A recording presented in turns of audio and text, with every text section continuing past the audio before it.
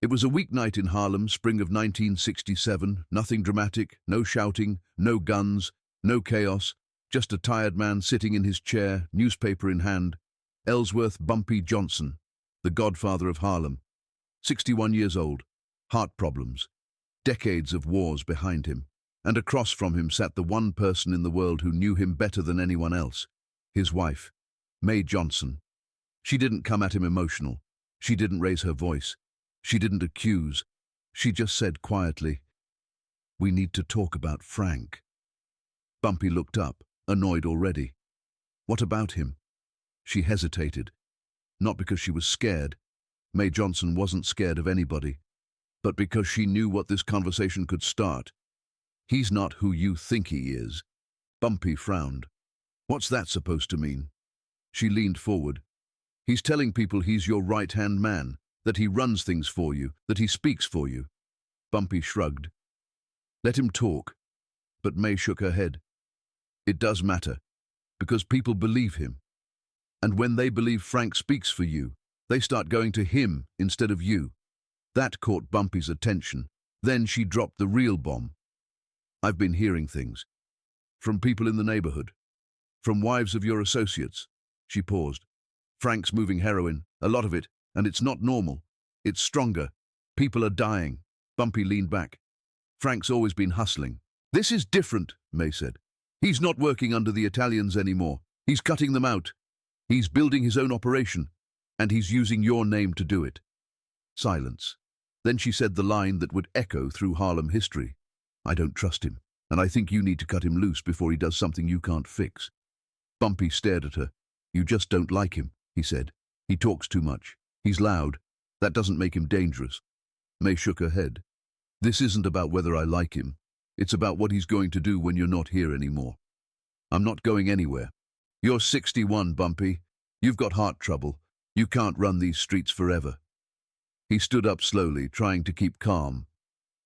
"I know who Frank Lucas is," he said coldly. "He's a small-time hustler. He's not smart enough to take over anything." May looked him straight in the eyes. "The commission didn't stop you, and they won't stop Frank either." That hit. Then she said something even heavier. "He doesn't care about rules. He doesn't care about tradition. He doesn't care about Harlem. He only cares about money, and he's willing to destroy this community to get it." Bumpy didn't answer. May walked to the window and looked out at Harlem. "I'm your wife," she said quietly. "I see things you don't see because I'm not in the game, and I'm telling you, Frank Lucas is a problem. Maybe not today, maybe not tomorrow, but soon." She turned around. "And when that happens, it'll be too late." Bumpy walked over and put his hand on her shoulder. "You worry too much," he said, but May saw something in his eyes. He knew she might be right. He just didn't want to admit it.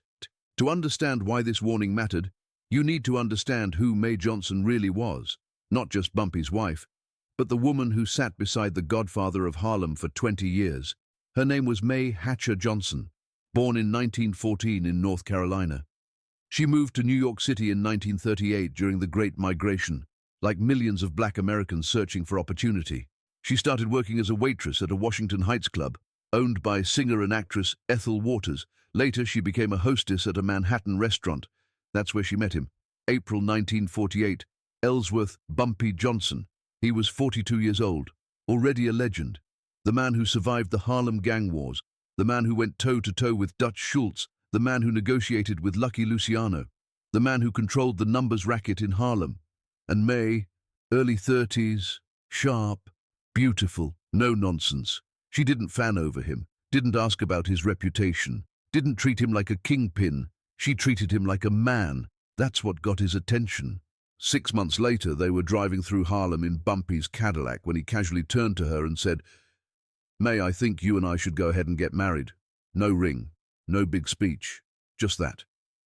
She stayed calm and said, "Is that right?" He said, "Yeah." 2 weeks later, they were married. Life with Bumpy came with privilege. Furs, jewelry, trips to Europe, restaurants where doors opened instantly. She was treated like royalty. But it came with pressure too. Other women constantly trying to get in her face. She later wrote, "At first I was upset, but then I learned to ignore them. Like Bumpy said, They wouldn't even be stepping to me if they didn't realize I was the one real woman in his life. May wasn't naive. She knew what Bumpy did for a living. She knew about the numbers game. She knew about violence. She knew about deals with the Italian mob. But she also knew the man behind the myth. The man who read Shakespeare. The man who played chess for hours. The man who cared about Harlem. The man who wanted to protect the community, even while profiting from its vices. And because she knew him so well, she knew when someone was playing him. Someone like Frank Lucas. If you ask Frank Lucas, he was Bumpy Johnson's right-hand man, his driver, his protégé, his successor. According to Frank, he met Bumpy in a Harlem pool hall around 1950. He said Bumpy took him under his wing, bought him clothes, let him stay in his home, mentored him for 20 years. According to Frank, he drove Bumpy for 15 years. According to Frank, he ran things for him. According to Frank, Bumpy died in his arms at Wells' restaurant. That's the version Hollywood showed you. That's the version American Gangster turned into legend. But according to the one person who lived with Bumpy every day, none of that was true. May Johnson said Frank Lucas was never Bumpy's driver. Never. She said Bumpy drove himself. The only people who ever drove him regularly were Freddie Parsons and JJ, back in the 1930s. She said Frank drove Bumpy maybe twice in his entire life, and one of those times someone threw a brick through the car window. That was it. She said Frank never lived in their home. Not one night. She said Frank was never invited to their house, not to dinner, not to parties, not to gatherings, and that matters, because Bumpy hosted everyone, politicians, jazz musicians, businessmen, gangsters. But Frank never once crossed their front door. May said the real relationship between Bumpy and Frank was this. Frank was a hanger-on, a coat holder, a guy who followed behind, not a confidant, not a lieutenant, not family. She said Frank wasn't nothing but a flunky, and one that Bumpy never did really trust. That's not hate, that's observation. And she noticed something else about Frank that worried her. He lied. Bumpy used to say, "You can trust a thief quicker than a liar. A thief steals because he needs money. A liar lies for the hell of it." Bumpy knew Frank lied, but he thought Frank was harmless. A small-time hustler, no real threat. May saw something else. Ambition, ruthlessness, a man watching, learning, waiting. And that's why in 1967 she warned him. After Bumpy died, Frank Lucas started rewriting history. He told people he'd been at Wells' restaurant when Bumpy collapsed. He said Bumpy died in his arms. He said Bumpy's last words were instructions to him about how to run Harlem. All lies. May said Frank wasn't at the wake, wasn't at the funeral. She said, "I don't know where he was, but he was not there." But by then the damage was done. People believed him, because legends travel faster than truth. Frank started telling people he was Bumpy's successor, and people listened. Why? Because Harlem had lost its king, and when kings die, power vacuums don't stay empty long. But what really bothered May wasn't just that Frank was lying, it was that Hollywood started believing him. Decades later, when the movie American Gangster came out, she saw trailers on BET, Denzel Washington playing Frank Lucas, Russell Crowe playing the cop, and there it was on screen. Frank as Bumpy's protégé. Frank as his right-hand man. Frank at his side constantly. Frank holding him as he died. May was furious. She was in her 90s, living in a nursing home, but she wasn't confused. She wasn't senile. She wasn't quiet. She said, "Frank Lucas never spent one night in my house. We did not live in a brownstone. And Frank Lucas did not live with us. He was never invited." Then she decided something. If Frank could lie to the world, she could tell the truth. So at 93 years old, she wrote a book, not for money, not for fame, but to protect her husband's legacy. In February 2008, she published Harlem Godfather, The Rap on My Husband, Ellsworth Bumpy Johnson. In it, she dismantled every single claim Frank ever made. Frank said he was Bumpy's driver for 15 years. May said, Frank Lucas was never his driver. Never. Bumpy drove for himself. I think Frank drove him only 2 times, and somebody threw a brick in the car. Frank said he lived with them. May said, Frank Lucas never spent one night in my house. Frank said Bumpy mentored him for 20 years. May said, The real relationship was Frank held Bumpy's coat and followed him around, very distant, very poor. Frank said Bumpy died in his arms. May said he was not at the wake. He was not at the funeral. I don't know where he was, but he wasn't there. Then she dropped the most brutal line of all. Frank Lucas is a damn liar and I want the world to know it. She said, Junie Bird's gone, Nat Pettigrew's gone, Sonny Chance is gone, Finley Hoskins is gone. Frank would never have said that garbage if one of them were alive because he'd know they'd come after him. I bet he thought I was gone too. But I'm not. I'm 93 and I don't have Alzheimer's or dementia. Frank Lucas is a liar. And she wasn't wrong, because when you actually look at the timeline, Frank's story falls apart. Bumpy was in prison from 1952 to 1963. That's 11 years. After he got out, he only lived 5 more years, from 1963 to 1968. So how exactly was Frank his driver and protégé for 15 years? Was he driving him in Alcatraz? Was he mentoring him through prison walls? The math doesn't work. And when one part of a story is a lie, everything else becomes suspicious. July 7th, 1968, morning. Wells Restaurant, 7th Avenue, Harlem. Bumpy Johnson sat down for breakfast. Chicken, grits, coffee. Nothing unusual. With him were 2 longtime friends, Junie Bird, Finley Hoskins. They talked, they laughed. Then suddenly, Bumpy collapsed. Massive heart attack. Junie Bird cradled him in his arms. Someone called an ambulance. They rushed him to Harlem Hospital. He was pronounced dead on arrival, 62 years old. The Godfather of Harlem was gone. May got the call from Junie Bird. She rushed to the hospital, but she never got to say goodbye.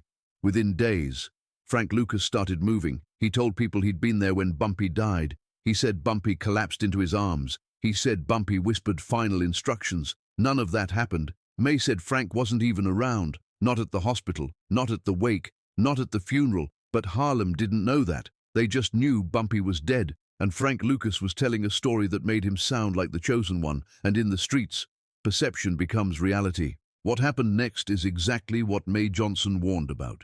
Within months of Bumpy's death, Frank Lucas began taking over Harlem's heroin trade, but not like anyone before him. He didn't work under the Italian mob. He didn't respect the old rules. He didn't care about tradition. He went around everyone. Frank built his own pipeline, direct connections to suppliers in Thailand's Golden Triangle. He smuggled heroin into the US through military channels. He cut it himself. He controlled the purity, and he branded it Blue Magic. This wasn't normal street heroin. This was nearly 98% pure, 5 times stronger than anything else in Harlem. Addicts used to 10 to 20% purity suddenly hit heroin so strong, 1 bag could kill them, and it did. Overdose deaths exploded. But Frank didn't care. Dead bodies meant strong product. Strong product meant demand. Demand meant money. Within 2 years, Frank Lucas was making an estimated $1 million a day. He employed his entire extended family, brothers, cousins, friends from North Carolina. They called themselves the Country Boys. An operation so closed, law enforcement couldn't penetrate it. Harlem changed, fast. Crime skyrocketed, families collapsed. Teenagers started using heroin, not out of desperation, but because Blue Magic was cheap and everywhere. The same neighborhood Bumpy Johnson had protected for 30 years was drowning. And the man responsible was the man May Johnson warned him about. Frank Lucas didn't care about Harlem. He cared about money, exactly like May said. And now Bumpy was gone. There was nobody left to stop him. Fast forward to 2007, Hollywood releases American Gangster, Denzel Washington as Frank Lucas, Russell Crowe as Detective Richie Roberts. The movie paints Frank as a criminal genius, a man who outsmarted the mob, built an empire, learned everything from his mentor. Bumpy Johnson. The film shows Bumpy and Frank close, like father and son. It shows Frank constantly by his side. It shows Bumpy dying in Frank's arms. None of it was true. May Johnson saw the trailers on BET. She was 93 years old, living in a nursing home in Philadelphia, and she was furious. She said, Frank Lucas's entire interaction with Bumpy in that movie is based on lies. She decided she wasn't going to die letting Hollywood rewrite her husband's life, so she wrote her book. She gave interviews. She called Frank Lucas a liar on national television, and she won because she had nothing to gain, no money, no fame, no career. She was 93 years old, but she had something more powerful than any myth, truth. Frank tried to defend himself. He said Bumpy kept his business life separate from his home life. He said May didn't know what was really happening, but the timeline didn't lie. Neither did the witnesses. Neither did the math. And slowly, the narrative cracked. People realized. Frank Lucas wasn't Bumpy's protégé. He wasn't his driver. He wasn't his successor. He was a man who took advantage of a power vacuum and rewrote history to make himself a legend. Frank Lucas was arrested in January 1975, convicted of drug trafficking, sentenced to 70 years. He cooperated, snitched on over 150 people, including members of his own family, including corrupt law enforcement. His sentence was reduced to 15 years. Released in 1981, arrested again in 1984, served 7 more years. Released in 1991. He died in 2019 at age 88. In his final years, he admitted something. He said, "I probably did more damage than I did good." And that's a fact.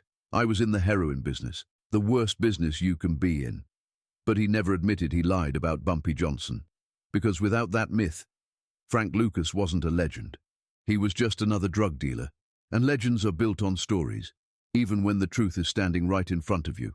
May Johnson died on May 1st, 2009, 94 years old. 2 days before her death, she learned a film company wanted the rights to her book. She smiled.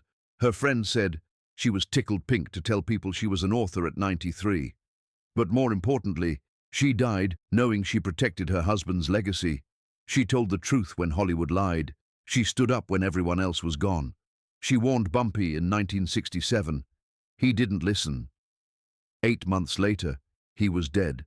40 years later, she made sure the world knew who Frank Lucas really was. Not a protégé, not a successor, not a right-hand man. Just a liar who got lucky when the real Godfather died. Sometimes the most dangerous lies are told by people who need you to believe they were important.